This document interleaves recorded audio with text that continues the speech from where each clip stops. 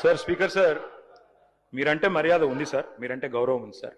కానీ తమరు కూడా సార్ మా పార్టీ టికెట్ మీద గెలిచిన ఎమ్మెల్యే ఆ పార్టీ టికెట్ మీద ఎంపీకి పోటీ చేస్తే ఆయన నాడ కూర్చోబెడితే సార్ స్పీకర్ సార్, నిజంగా సార్ మీకు దయచేసి మా ప్రార్థన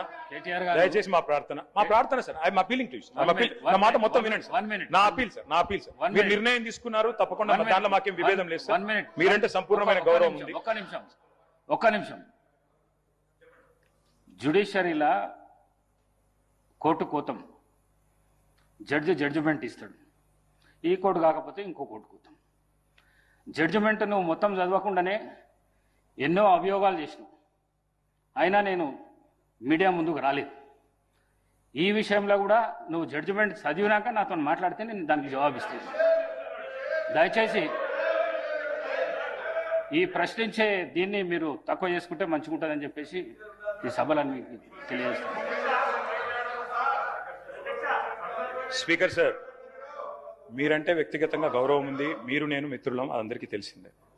కానీ మీరు తీసుకున్న నిర్ణయం తప్పైనా తప్పకుండా ప్రశ్నించే అధికారం, హక్కు నాకు సభ్యుడిగా ఇక్కడ ఉంది, ఉంటుంది సార్. మీరు జ్యుడిషియల్ అథారిటీ నేను కాదంటలేదు, కానీ అట్ ద సేమ్ టైం ప్రజాస్వామ్యంలో ప్రశ్నించడం, నిలదీయడం, అడగడం మా బాధ్యత. అడుగుతాం, తప్పకుండా హైకోర్టులో అడుగుతాం. నేను మీతో సంవాదం కోరుకుంటలేను, ముగిస్తున్నాను. ఒకటే నిమిషం.